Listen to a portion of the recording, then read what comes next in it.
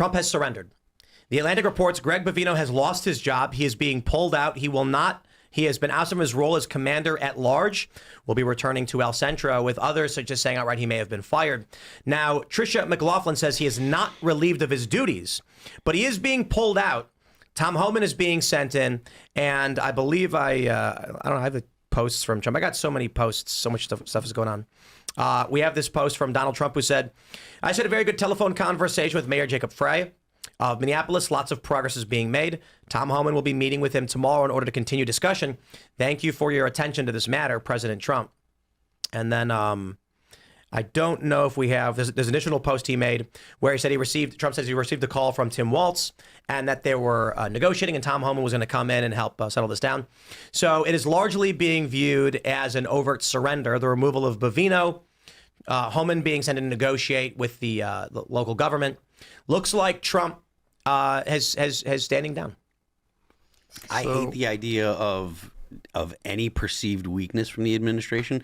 I think that part of the reason why he's making the changes that he's making is because of the way the PR has been handled. A lot of people have been complaining about the things that ICE officers have been saying to the press. And I think that that's likely why, not because they're not handling the actual application of law properly. But I hate the fact that it looks like Trump is backing down. And I hate the fact that he's talking to Frei about this stuff. Like the administration is completely in the right in trying to get the illegals out of Minneapolis. So to back down, I think it just makes him look weak. It's a signal to Kathy Hochul and Gavin Newsom, and Abigail Spanberger, and all the rest of them that they should go ahead and engage in these kinds of things. And if that means turning some of their citizens into martyrs in order to fight back against the federal government and expose what is apparently the weakness of the federal government, then that's what they need to do. Donald Trump is not Lincoln. He's Buchanan, and I stand by that. I tweeted that, and a bunch of people were like, your high school reference, Tim, and you can't say that. Buchanan is largely considered one of the, if not the worst president in U.S. history. And the reason I say this is we have gotten to a point where I'll tell you guys, look, obviously I'm not voting Democrat. These people are wackaloons. And Trump certainly is better than what they offer, but they're not in. And I think it's fair to say that Biden is substantially worse. Trump's actually not bad, but we are dealing with rapid social decay. Do you guys see silver hitting $118? Yeah. I mean, this is nightmare level stuff. For silver to get to this position, we have to have some kind of psycho anomaly outside of standard economics or mass panic that the U.S. dollar is about to just vaporize. And we're already at the point where the institutions have made those purchases a long time ago, and now the retail market's starting to buy up silver. I don't exactly know why. There's a lot of speculation around it. The point is, Donald Trump is overseeing the dissolution of the United States and its fragmentation. We are looking at active insurgency in Minnesota with Donald Trump saying, I'm pulling my guys out and we're going to have a negotiation. Great. That's what Buchanan thought he was going to do. The guy, Lincoln, first thing he does when he gets in is he goes send in the troops. Trump's not that guy. He didn't do it in his first term. He ain't do it in his second term. Maybe he turns around later on, but I have a feeling Democrats are going to win, tie his hands up, and he's going to be he'll be a Buchanan. I'll take a hot take and disagree with all three of you. I don't view this as capitulation, and I don't mind that the left does view it as capitulation. What I view this as is sort of like, Dad comes home and says, I'm taking Mom's position, and now I'm here. Like I view Homan as the person who ought to have been there calling the shots from the beginning and not Bovino. And it would be like saying, like, if he replaces Pam Bondi with Andrew Bailey, some people might say, well, that's capitulation. He's like ceding to... No, I'm saying that you probably want to put the best person in there to avoid the bad PR that they've gotten right now. And had they done it properly and effectively, then you might have avoided this PR disaster to begin with. Perhaps what's going to happen is Tom Homan meets with Tim Walz and says, I'm going to shove a boot at your ass. You're going down. If you want this war, you're going to get it. Maybe Homan's going in because Bovino is on the street looking like a fool, perhaps. But Bovino had his issues, like allegedly lying under oath, according to a judge, to exaggerate some of the crises that justified their responses. You discredit yourself to be in the position that you're in. Homan, and it's arguable that Trump ought to have listened to Homan from the beginning and instead was going with Kristi Noem's decision-making, which is problematic at best. When you have Kristi Noem coming out and facilitating the argument that they're lying through their teeth about what's going on, you got to do something. Homan should have been there from the get-go, and I don't see this as letting Frei and Walz off the hook at all. Their beds might be made, and now you get someone in there who's going to really bring down the hammer. I am not going to give Trump the benefit of the doubt, assuming that he's going to go in there and people want to imagine Trump's behind the scenes going, this Bovino guy's screwing everything up. Homan, get in there and shove your boot up their ass and tell them it's war. Not happening. The Epstein files, I think, prove it's not happening. Trump is behind the scenes saying, don't screw up my plans. This is getting in the way. Just walk it back, walk it back. Tell him Epstein's fake. And I think what's happening here is Trump's dealing, fairly, I think it's fair to say, he's dealing with Iran and China right now. Big issues going on with Iran negotiations. And Trump's sitting here being like, I don't care about your little skirmishes in Minneapolis. I'm dealing with potential war with Iran, and we got battleships in the Gulf. Go deal with it. And then when Bovino screws it up, he says, get out, Homan, you take care of it. I'm focused on this. I think that is likely what Trump is doing. But this means with an active state-sponsored low-tier insurgency, I'm not going to pretend like it's out the Taliban or something, Trump needs to go in and say, your government is in control and we will not tolerate this. Instead, he's missing the big picture. And if he really is sending in Homan to put the fist down, it looks like to his already somewhat dejected followers, the black pillars, Dan Bongino calls them, that Trump is once again just surrendering. Yep. And so listen, being a leader is not just about being right. It's about proving yourself to the people who stand before you. I just watched Braveheart. Y'all have seen Braveheart, right? Love Braveheart. And when Mel Gibson, William Wallace, is standing before the Scotsman and he says, if you stand with me and fight, you'll win. And one guy goes, we'll die. If we run, we'll live. And then they all start laughing. And he's like, okay. And then he says, you can stand this day and let them know they can take our lives. They'll never take our freedom. And then everyone cheers and screams and agrees to stand and fight with him. Or, The Patriot.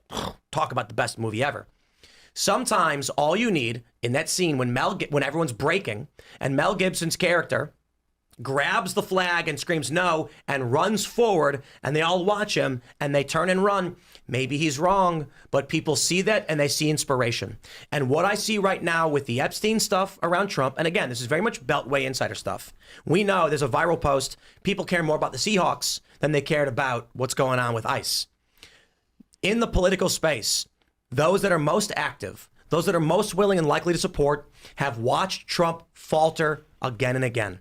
I'm not saying he's lost his base. I'm just saying that there's some people who are just like, are you kidding me? You're pulling. They had announced there was rumor circulating Trump was going to pull out CBP, the unit, completely, not just Bovino, and then reassess. And then there was some back and forth. Some people said, no, it's not confirmed yet. Some journalists were like, we're reaching out to see if this is the case. Now we know that Bovino is being pulled out. They're claiming he hasn't lost his job. Some are arguing he lost his job, though, to be honest, I don't trust the Atlantic. Again, I'm sorry. It just looks like Trump is saying, I surrender. It absolutely looks like that because he kind of is, right? I mean, listen, I on my own dime ran around the country fighting to get Trump elected. Why? Because I wanted accountability. It's not blackpilling for me to ask legitimate questions. And, you said something that was really interesting, Tim. You said it's not Taliban-like insurgency. Well, you know what? I don't know. What do we have there, right? So we have a lot of foreign nationals. We know a lot of terrorists were imported across the border when Biden had it open. We know that for sure. There's numerous intel reports on that. What do we have there? Now, we're not challenging these guys full-fledged. All these guys have guns, though. These guys are armed, paramilitary type training. I mean, we don't know what we've got there. If we push this, if we actually start deporting people on a massive scale, if we actually went in there, what would happen? How do we know they don't have guns? We have no idea what we're actually facing. But what we do know is that we elected Donald Trump to clean house.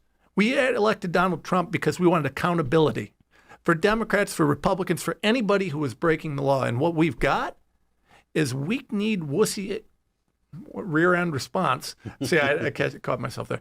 But listen, this is pathetic. This is an embarrassment. For over a year now, We've been waiting for prosecutions of anybody of substance, and not once has it happened. We literally have the most embarrassing attorney general. I mean, this is like Merrick Garland Part 2. We have the same people in the DOJ and FBI that arrested and prosecuted J6ers like this, but they can't do it with these guys? Well, maybe Bovino is out because he said that thing about how Preddy was going to massacre law enforcement, and that does not appear to be true. I mean, maybe that's more what this is about, perhaps, than capitulating necessarily. Maybe it has something to do with Bovino's comments. No, Bovino, I don't even care about Bovino as much as I care about the fact that, we fired 150 or so FBI agents. There were 5,000 that were involved with J6. So those 5,000 FBI agents could round up J6ers from all over the country, put them in jail, prosecute them. There are hundreds and hundreds of them in the first few months.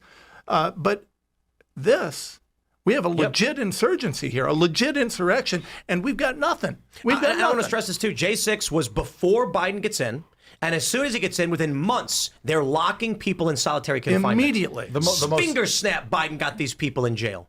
The most sprawling investigation in American history. The reality is, I'm glad you're railing against Pam Bondi because you didn't get nothing. What you got was Pam Bondi getting on a flight and going to Minnesota to do a piece or a hit with Fox News. And a strongly worded letter. That's the most frustrating thing is she actually said she did the meme. Very strongly worded letter. She did the meme, and then what happens if he doesn't listen to it? We'll see then. We'll send another strongly worded letter, and then what does Tim Walz do? He makes fun of her for the failure to deliver on the Epstein files.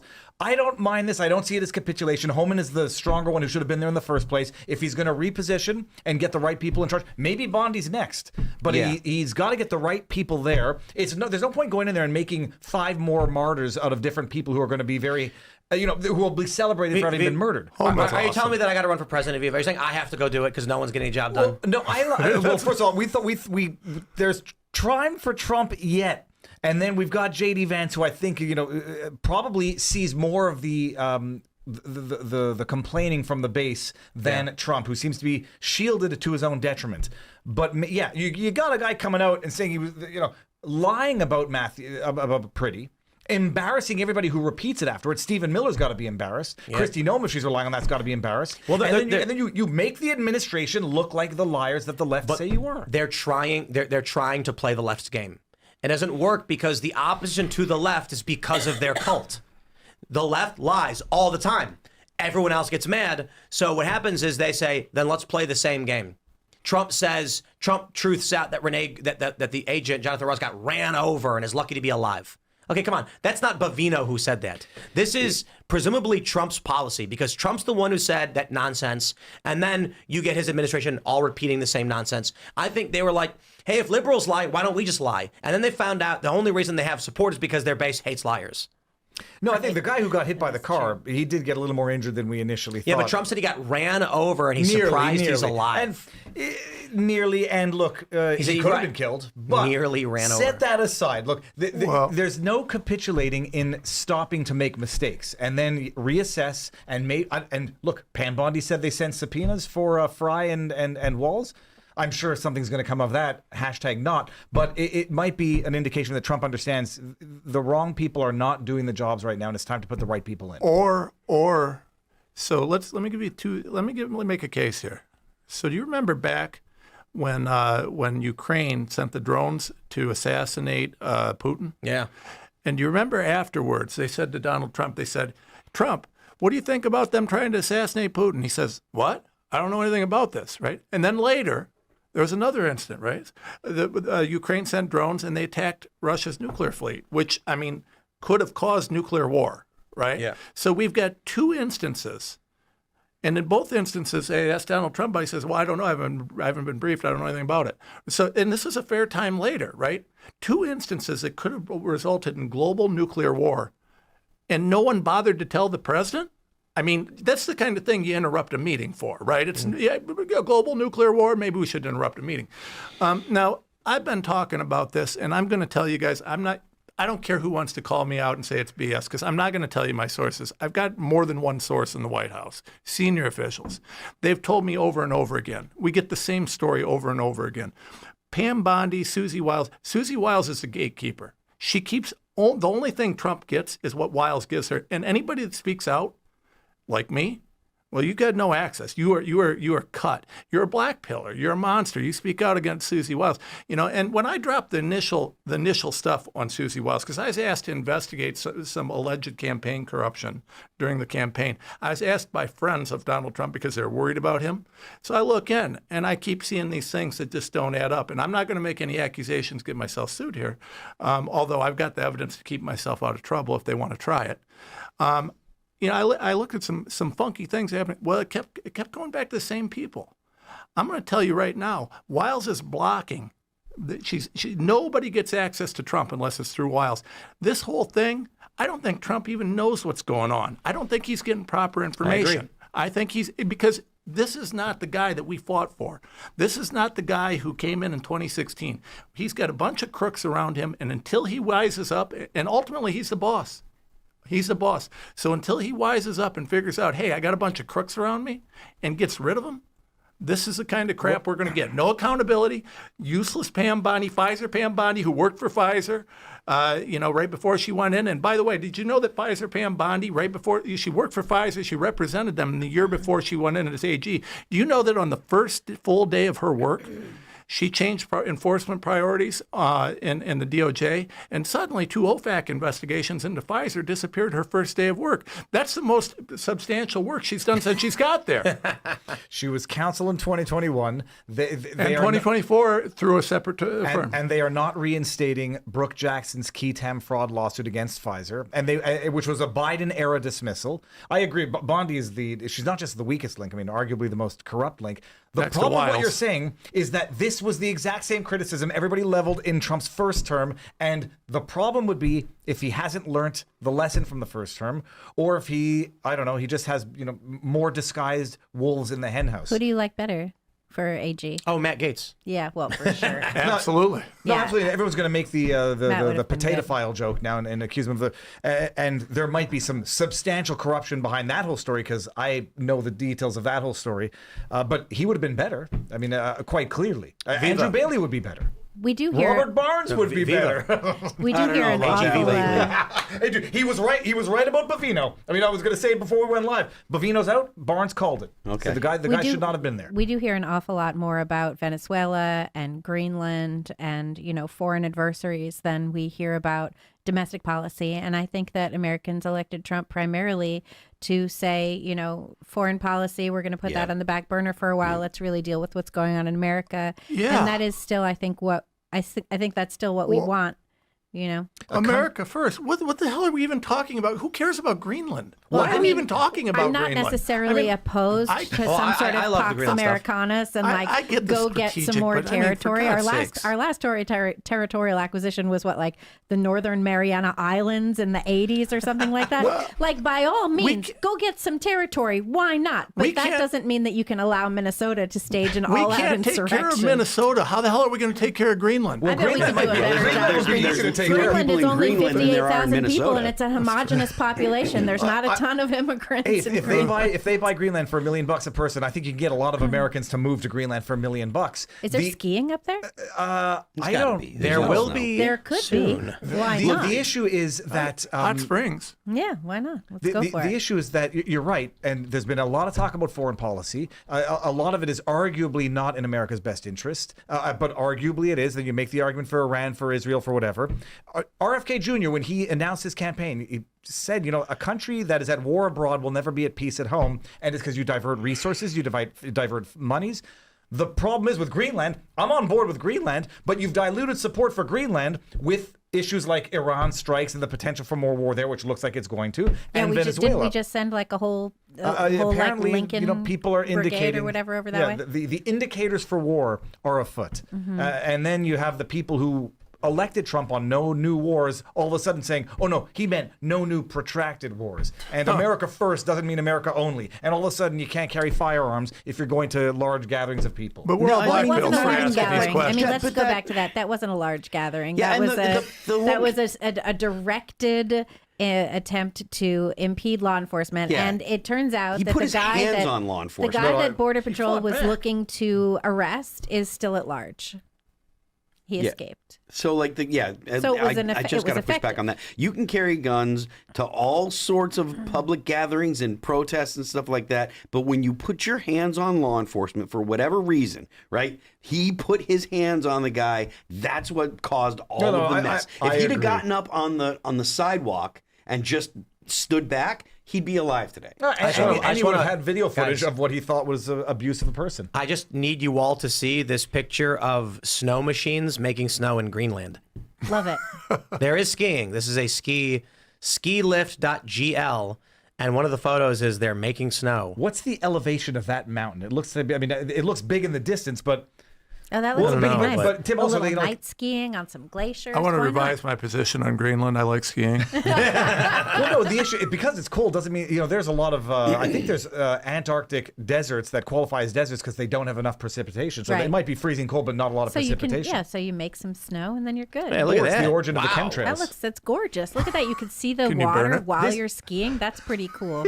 That's actually very cool. I This like looks that. like northern Canada. I mean, if everybody's interested in this, he can go acquire Well, none Canada's of it. next, Viva. No, we're not taking Canada. Greenland We'll is be all about great the as World liberators. Economic Forum's North American Economic Zone. I mean, that's the real reason behind this crap. Why? I mean, Canada's part of it. So is Mexico. We can just have one great World Economic Forum sponsored North American Economic Zone, and just finish up the Great Reset and the whole Canadians 9 yards. from their government. I mean, Canadians had their chance No, to save Canadians voted for the government that they assisted have. suicide They're not coming down here voting. No. They're not going to vote. They're not going to vote America. Puerto Rico Republican, doesn't I'll get a tell you vote that. either, Phil. I mean, they don't get a vote. It's like Puerto Rico or D.C. Thanks for checking out this clip from Timcast IRL. Make sure to watch the show live Monday through Friday at 8 p.m. Subscribe to this channel, and we will see you all there.